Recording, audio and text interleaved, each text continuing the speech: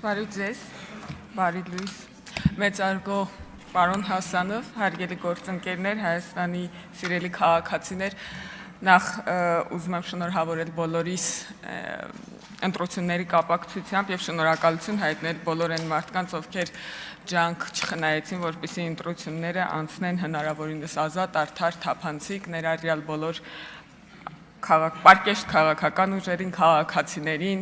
լրագրողներին, ովքեր ոչ թե հիբրիդային հարձակման գործիք դարձան, այլ պայքարեցին դրա դեմ, դիտորդներին, քաղաքասարակությանը, հատկապես իրավապահ մարմիններին, եւ թույլ տվեք օրը սկսել երեկվա օրվա ամփոփմամբ, իսկ երեկվա օրը եթե ամփոփելու լինենք, եթե վերնագիր դնենք երեկվա օրվան, վերնագիրը կլինի հետեւյալը. իսկ դու թուրք տեսել ես։ Ճիշտն ասած, սրանից մոտավորապես մի տարի առաջ ավել պակաս, երբ որ շարժում էր ձևավորվել,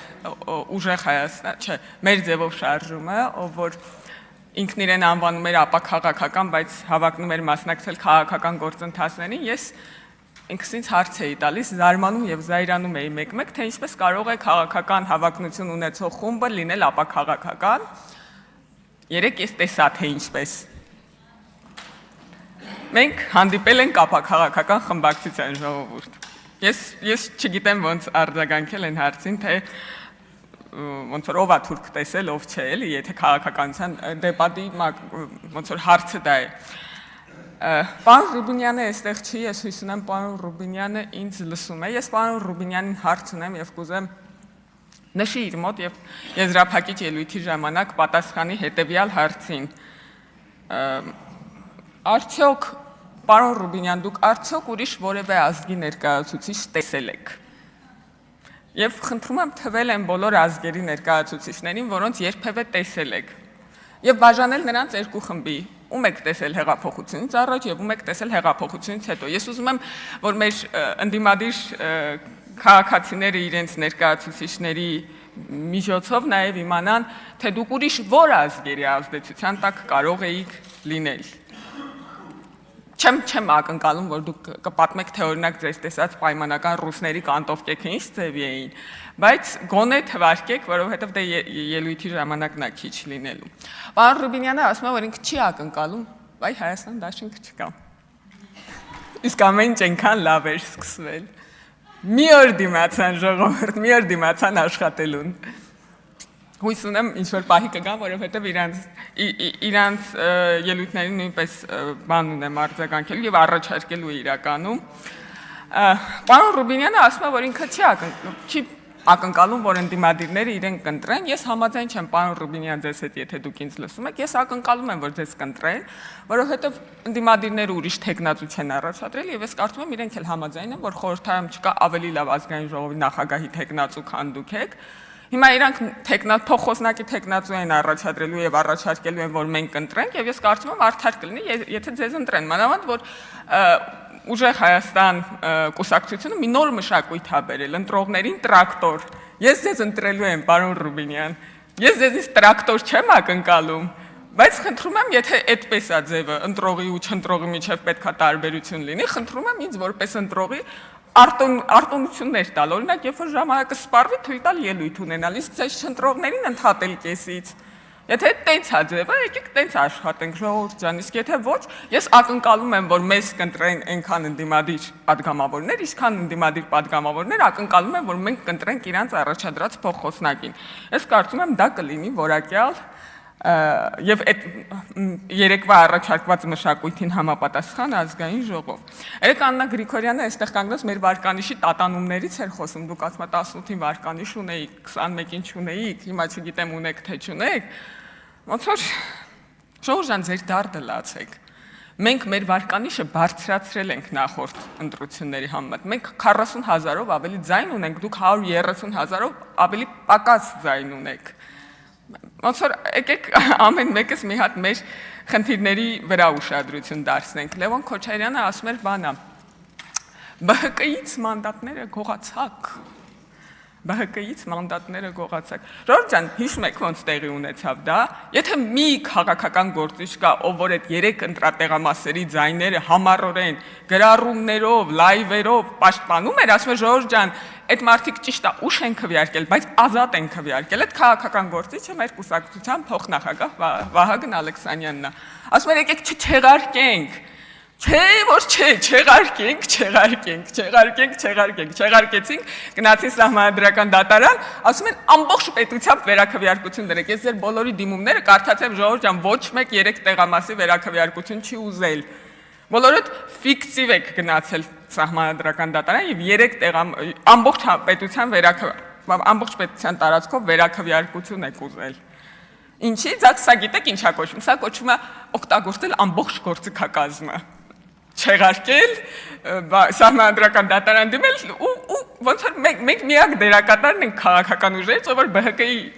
հետ կապված ոչ մի բան չի ասել, էլի սա չեղարկեք, թողնա չան։ Մենք ասել ժողովուրդ եկեք ընդունենք քվեարկության արդյունքները իգիտություն։ Չէ որ չէ, մենք իգիտություն չենք ընդունում։ Այսինքն գալիս են ասում են դուք ԲՀԿ-ի մանդատները գողացաք։ Ով ումից ինչ գողացավ, ժողովուրդ ջան։ Ով ումից ինչ գողացավ։ Ես ճիշտ ասած մի հարց ունեմ նաև ուժեղ Հայաստան խմբակցությանը։ Ինչ կա հաջորդ վարչապետ Սամվել Կարապետյանից։ Կարա կեսօրվանից հետ հաշվարկ սկսեք, օրինակ մնաց 1786 օր։ Դից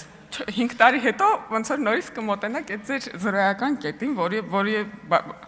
վերջացրել էր հունիսի 7-ին։ Հրաժարվեց քաղաքացիություններից։ Ինչի օրինակ